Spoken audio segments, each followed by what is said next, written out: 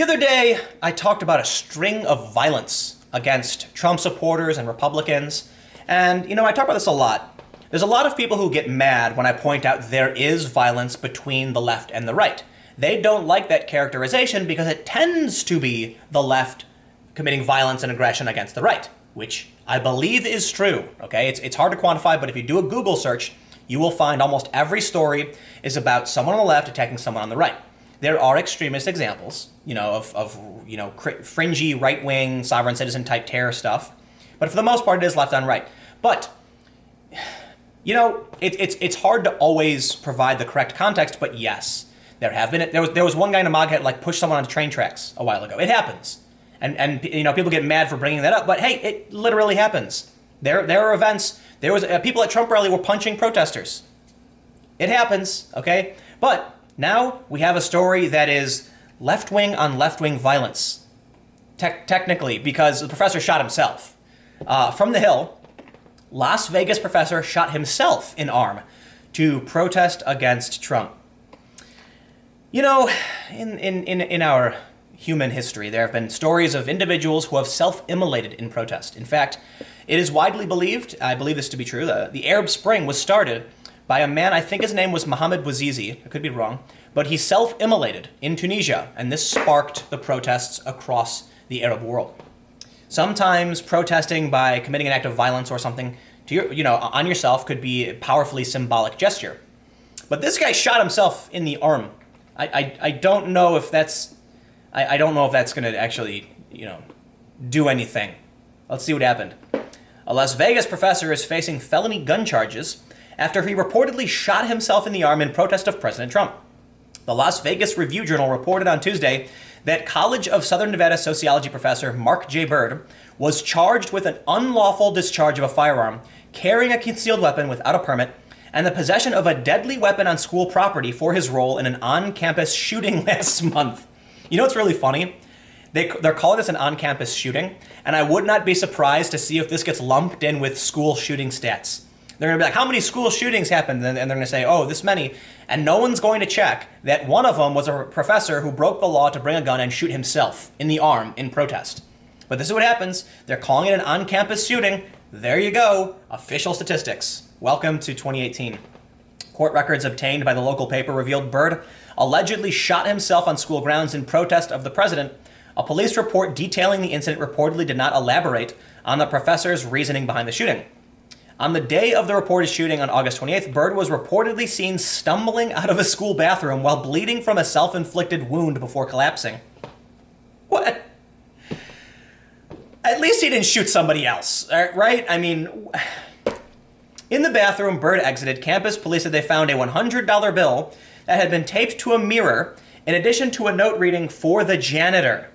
Campus police also reported finding a .22 caliber pistol on the bathroom floor and a spent shell casing. According to the newspaper, Bird, who was hired by the college in 1993, remained employed with the college as of Tuesday. That's impressive. Wow. However, Bird, who was reportedly an emeritus faculty member at the time of the incident, is not scheduled to teach courses at the school during the coming fall semester. Probably something to do with going into a bathroom and shooting yourself in the arm, I'd imagine, Mr. Bird.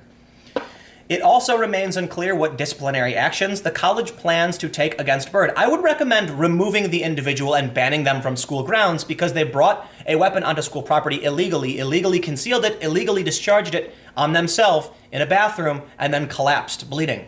That's the kind of person you should probably say, don't bring them back. And could you imagine, this is a sociology professor. This is somebody, look, I understand self-sacrifice. I understand, these protesters who have self-immolated and things of that nature.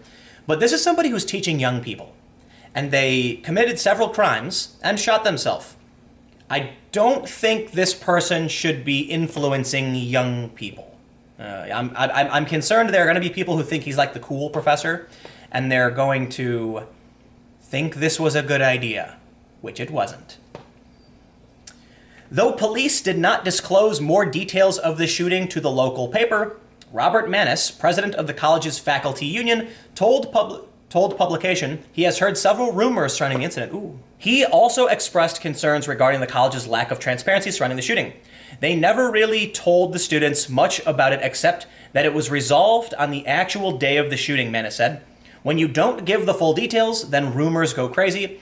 It's unfortunate because it made the students and faculty very afraid and allowed rumors to proliferate. There is a preliminary hearing for Byrd scheduled in the Las Vegas Justice Court on September 17th.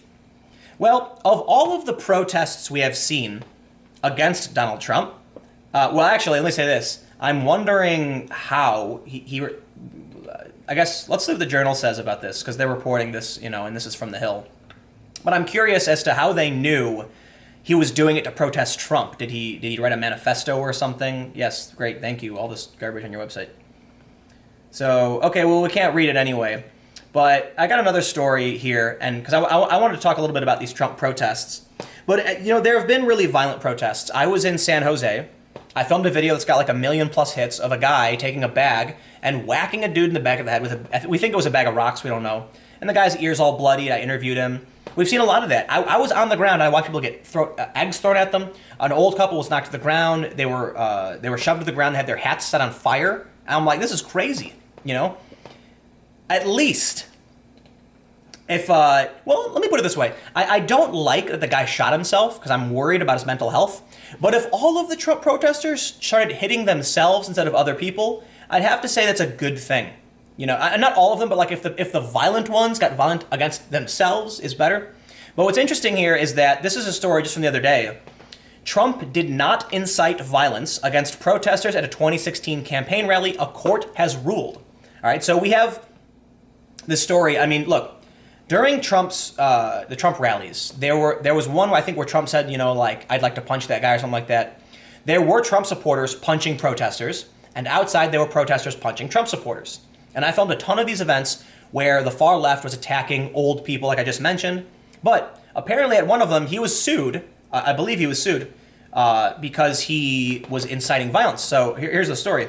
3 people who were pushed and shoved while protesting at a 2016 Donald Trump campaign rally cannot sue the president for inciting the crowd. A federal appeals court has ruled.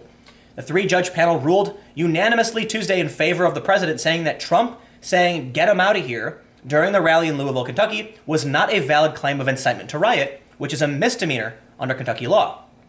Kaisha Nwanguma, Molly Shaw, and Henry Brousseau attended a rally for Trump on March 1st, 2016, to peacefully protest the then candidate. Nwanguma was carrying a sign with Trump's head on a pig's body, according to multiple news reports. After Trump said, "Get him out of here," several members of the audience, including Matthew Heimbach, a representative of the white nationalist Traditionalist Workers' Party, and Alvin Bamberger, began to attack the protesters, according to a judge's ruling last year. Oh, that's interesting. The 3 protesters accused Heimbach and Bamberger of assault and battery and pressed charges of incitement to riot, negligence, gross negligence, and recklessness against the Trump campaign.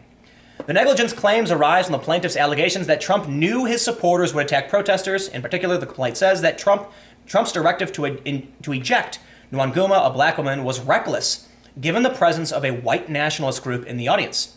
Bamberger later said he regretted pushing the woman, while Heimbach called the accusations against him a miscarriage of justice. My stars and garters. The 3 protesters were seeking unspecified punitive and compensatory damages. CNN has reached out to the protesters' lawyer and is waiting comment. So they say in April 2017, District Judge David Hale rejected the notion the attackers were Trump's agents, but said it's plausible the would-be president incited a riot. He denied the defendant's motions to dismiss or strike portions of the complaint. But the court on Tuesday ruled that Trump's words were protected by the First Amendment because he did not specifically advocate imminent lawless action. The notion that Trump's direction to remove a handful of disruptive protesters from among hundreds of thousands in attendance could be deemed to implicitly incite a riot is simply not plausible, Circuit Judge David McGough noted. In the ears of some supporters, Trump's words may have had a tendency to elicit a physical response in the event a disruptive protester refused to leave, but they did not specifically advocate such a response. This is actually really interesting because a lot of people have claimed this is exactly the case, that Trump was inciting violence, that he was telling his supporters to attack people, that people were attacked, but now it seems that "get him out of here." Apparently he said, Trump's followed the words "get him out of here" with "don't hurt him," which showed Trump did not incite violence. If words have meaning, the admonition "don't hurt him" cannot be reasonably construed as an urging to hurt him, McGough said. All 3 judges in the panel were appointed by President George W. Bush. Oh, if that's important, I suppose. You know what's really funny is that there's a thing that people do where they'll make a video or be on stage and they'll say things like, "Hey, everybody, don't jump right now. Don't do it." And then everyone does it. Because the point is, you go, "Oh, but I told him not to do it." Look, I think Trump knew why he was saying don't hurt him, because he was in the spotlight. I don't know if this came before or after there were other instances of violence at his rallies, but there was violence outside, and I think he was cognizant of the fact that he would be lambasted by the media if he said, "Get him out of here, screw him up." You know what I mean? He's got to tone things down, otherwise he's getting in trouble. But I mean, look, there were other instances. I wonder if this will lead to anything. But I guess, look, this is an old story. This is a new story, but it's an old incident. And now we get to look at this the same day. The story comes out the same day that some guy shot himself in the arm to protest Trump. Maybe people, please don't hurt yourselves, even if you don't like Trump, whatever. Anyway, stick around. I've got another video coming up in just a few minutes.